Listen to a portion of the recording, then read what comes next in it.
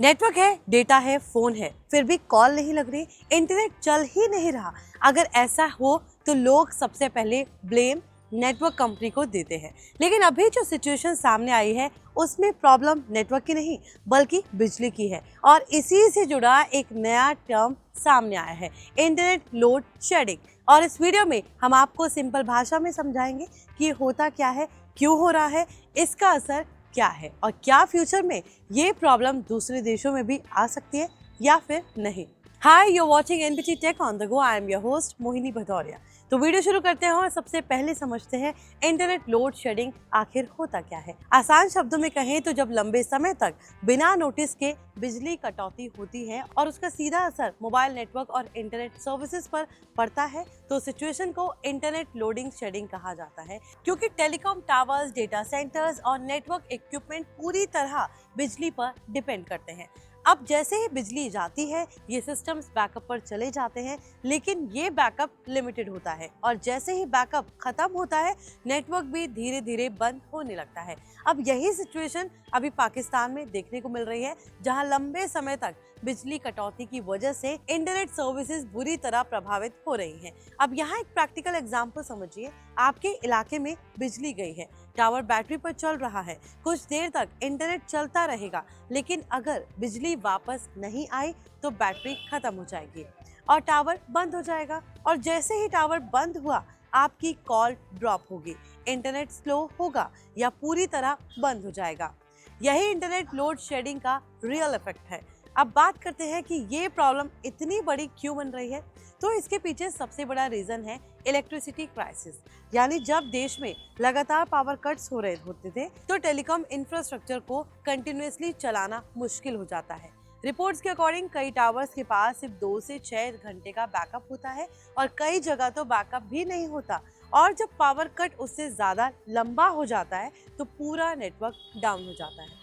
अब यहाँ एक प्रॉब्लम और जुड़ जाती है, डीजल और फ्यूल कॉस्ट। क्योंकि टावर्स को जनरेटर से चलाने के लिए फ्यूल चाहिए होता है, लेकिन फ्यूल महंगा होने की वजह से टेलीकॉम कंपनीज हर टावर को कंटिन्यूअसली जनरेटर पर नहीं चला पाती। और यही वजह है कि कई एरियाज में नेटवर्क कंप्लीटली बंद हो जाता है। अब इसका असर सिर्फ इंटरनेट स्पीड तक लिमिटेड नहीं है, बल्कि ये डेली लाइफ को सीधे इम्पैक्ट करता है। यूजर्स को कॉल ड्रॉप्स का सामना करना पड़ रहा है, मोबाइल डेटा बहुत स्लो हो गया है, कई बार नेटवर्क पूरी तरह गायब हो जाता है और लोग घंटों तक इंटरनेट यूज नहीं कर पाते।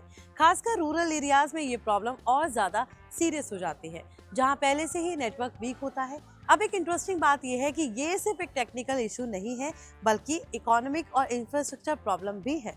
क्योंकि जब टेलीकॉम कंपनीज को लगातार पावर बैकअप मेंटेन करना पड़ता है तो उनका कॉस्ट बढ़ता है और अगर वो कॉस्ट मैनेज नहीं कर पाती हैं तो सर्विस क्वालिटी गिरने लगती है।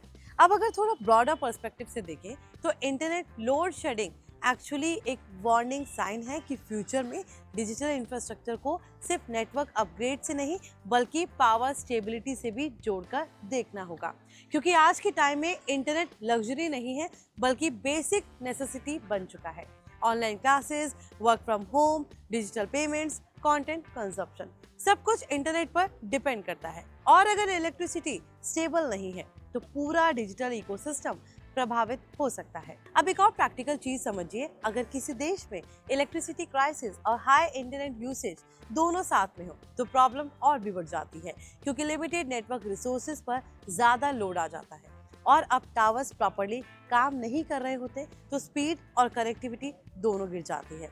अब सवाल ये है, क्या ये प्रॉब्लम सिर्फ एक देश तक सीमित है या फ्यूचर में दूसरे देशों में भी आ सकती है। तो टेक्निकली ये कहीं भी हो सकती है जहां पावर इंफ्रास्ट्रक्चर वीक हो, टेलीकॉम डिपेंडेंसी ज्यादा हो।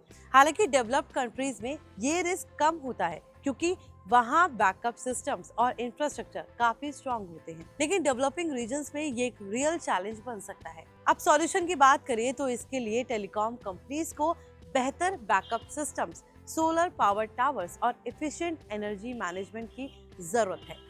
साथ ही गवर्नमेंट लेवल पर स्टेबल इलेक्ट्रिसिटी सप्लाई भी उतनी ही जरूरी है, क्योंकि बिना रिलायबल पावर के डिजिटल ग्रोथ पॉसिबल नहीं है। अब ओवरऑल अगर हम देखें तो इंटरनेट लोड शेडिंग एक नया टर्म जरूर है, लेकिन प्रॉब्लम पुरानी है, बिजली की कमी, और ये दिखाता है कि टेक्नोलॉजी जितनी भी एडवांस हो जाए उसका बेस इंफ्रास्ट्रक्चर स्ट्रांग होना जरूरी है, नहीं तो पूरे सिस्टम कोलैप्स हो सकता है। अब सवाल आपके लिए है, क्या आपने कभी ऐसा एक्सपीरियंस किया है जब नेटवर्क होते हुए भी इंटरनेट नहीं चला, और क्या आपको लगता है कि फ्यूचर में ये प्रॉब्लम बढ़ सकती है? कमेंट करके जरूर बताइए। आई होप ये वीडियो आपके लिए इन्फॉर्मेटिव रहा हो। इसे लाइक और शेयर जरूर करें और हमारे channel NBT tech on the go को सब्सक्राइब करना ना भूलें। मिलते हैं अगले वीडियो में।